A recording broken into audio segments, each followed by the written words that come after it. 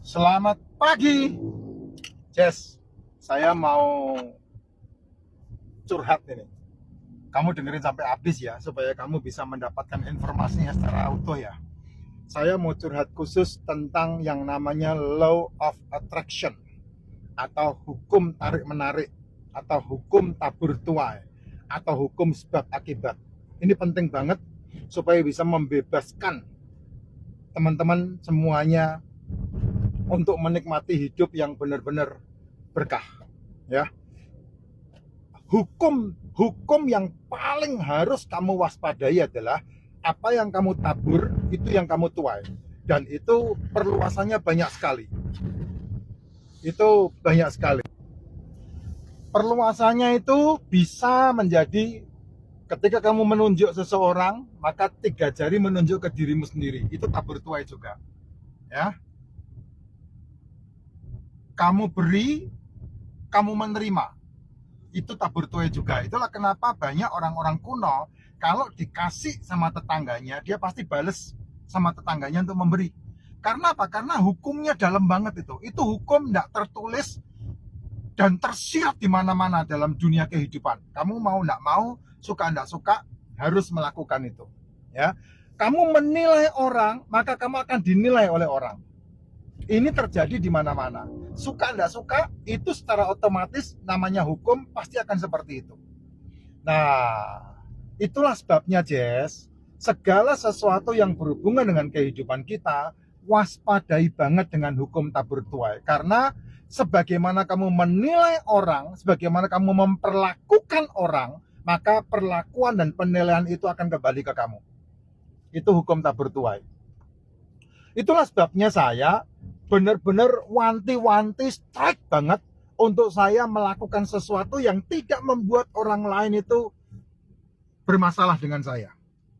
Hati-hati banget saya. Jangan sampai orang lain memperlakukan saya karena saya memperlakukan perlakuan seperti orang lain itu memperlakukan saya. Suka enggak suka, brother?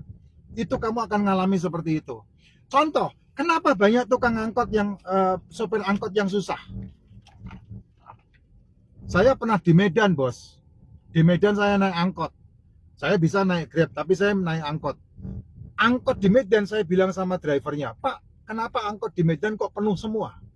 Selalu penuh, selalu penuh. Ini di Medan loh, bos. Saya beberapa kali itu di Medan itu. Saya tidak mempelajari lebih dalam ya. Tapi saya lihat angkot di Medan, dia bekerja begitu rupa untuk menjalankan aktivitasnya. Penuh semua itu angkot di Medan itu. Nah, Medan kan tahu sendiri ya, wah serobot sana, serobot sini, serobot sana, serobot sini ya. Itu Medan itu. Nah, satu keistimewaan yang saya dapatkan di sana, tapi entah ini benar apa enggak atau hanya karena pemandangan saya, ketika dia nurunin penumpang, dia tidak pernah menyusahkan mobil di belakangnya. Itu yang saya lihat ya.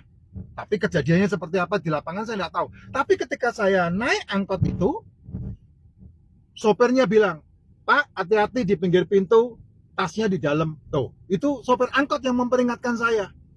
Terus kemudian ketika dia menurunkan saya, menurunkan penumpang-penumpang yang lain, ini yang saya lihat, mereka selalu minggir dan mempersilahkan yang belakang jalan. Entah itu ada space atau tidak, dia minggir seminggir-minggirnya dan menurunkan angkotnya. Nah, kemungkinan besar angkot-angkot di Medan ini, sopir angkotnya yang begitu luar biasa aware dengan penumpang dan orang di sekelilingnya, makanya berkahnya dia penumpangnya banyak. Saya nggak ngerti itu, apakah benar seperti itu, tapi itu yang saya lihat. Tapi kalau kamu lihat di Konoha, Jess, saya maaf ya, saya di Jakarta, Jess, itu sopir angkotnya nggak peduli sama kamu di belakang. Makanya saya melihat, sorry ya, kalau benar ya iya, kalau enggak ya dibenarkan aja. Jangan marah. Untuk teman-teman driver angkot supaya bisa memperbaiki fungsinya, mereka jalan semau-maunya. Bayangkan jalan di jalan raya, dia jalan hanya 10-20 km per jam dan membentuk barisan yang panjang di belakangnya. Dan dia tidak peduli. Dia nurunkan penumpang sesuka-suka dia beralasan mencari penumpang sesuka-suka dia, dan dia tidak peduli dengan mobil-mobil di belakangnya. Saya nggak ngerti apakah ini dilakukan oleh semua driver angkot, tapi faktanya seperti itu. Kenyataannya begitu. Itu yang saya nggak habis pikir, Jess. Dan saya sering mengalami seperti itu. Sedangkan ketika dulu saya pernah narik angkot, jangan berpikir saya nggak pernah narik angkot. Saya pernah narik angkot, saya pernah juga narik taksi. Saya lakukan itu, ya. Dan ketika saya narik angkot, saya narik taksi, saya nggak pernah memperlakukan itu kepada rombongan yang lain atau driver yang lain atau penumpang yang lain. Saya tidak pernah melakukan itu. Nah, ini hal-hal yang membuat kita ini diberkahi apa tidak, Jess? Jujur ya, itu bicara masalah hukum masalahnya. Demikian juga dengan kamu yang seringkali mendapat kesusahan, baik di rumah maupun di perjalanan maupun di lingkunganmu, mungkin kamu harus berawas-awas kepada dirimu. Saya tidak pernah disusahin. Saya setiap kali masuk ke parkiran, selalu saya dikasih tempat parkir yang baik banget. Di depan pintu kah, geser kanan dikit kah, itu saya mengalami seperti itu. Apakah itu law of attraction? Mungkin jawabannya salah satunya iya. Tapi lebih tepat, apa yang kamu tabur itu yang kamu tuai. Kok bisa? Iya. Saya setiap kali saya parkir dan kemudian saya selesai dari mall, dari tempat parkir itu, saya melihat ada mobil menunggu saya parkir, saya buru-buru cepat-cepat jalan. Tapi kamu lihat di Konoha, orang yang sudah dia mau masuk mobilnya dan ada orang yang mau menggantikan tempatnya dia parkir, dia selalu berlama-lama. Ngalami nggak kamu? Jujur, ngalami nggak kamu? Berlama-lama dan kemudian sampai ditegur, kadang mengajak berantem, dan itu yang terjadi di Konoha. Maaf ya, ini fakta di lapangannya seperti itu. Makanya saya bilang, kalau kamu dalam hidupmu suka mengalami kesusahan, Jess, mungkin kamu harus introspeksi diri. Kamu sudah membuat susah siapa? Kamu sudah membuat susah berapa banyak orang? Sehingga kesusahan itu sekarang menimpa ke dirimu sendiri. Pembalasan itu kejam menurut Tuhan. Karena apa yang kamu ukurkan kepada orang lain akan diukurkan kepadamu, bahkan dilipatkan berlipat-lipat. Itu kitab saya ngomong seperti itu. Nggak tahu ya kalau kamu ya. Tapi itu kitab saya ngomong seperti itu. Sehingga memutuskan diri saya sendiri, saya nggak mau menyusahkan orang lain. Itu bukan tipe saya.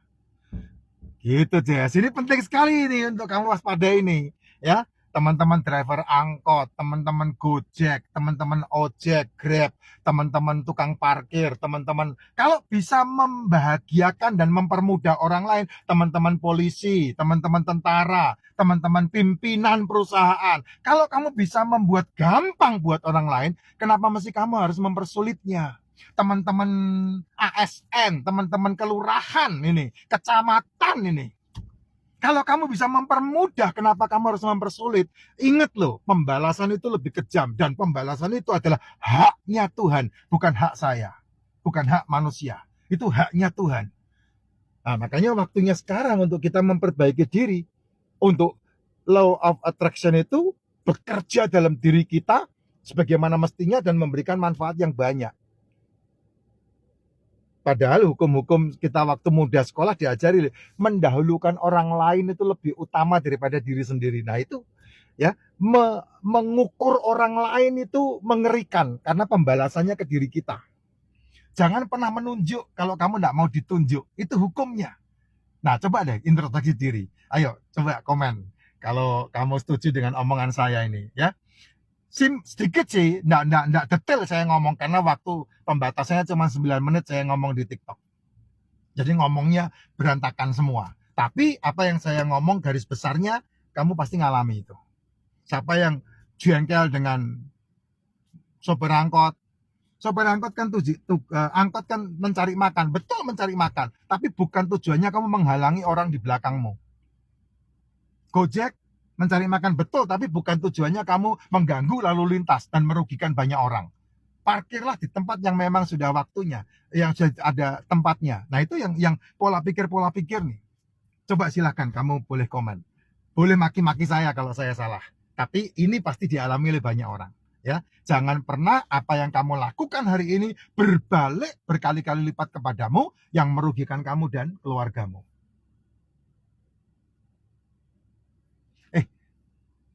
Gabung Moonbot untuk jangka waktu 5 tahun yang akan datang. sehingga kita berkah. Jangan lupa sehat, minum racikan teh biji alpukat.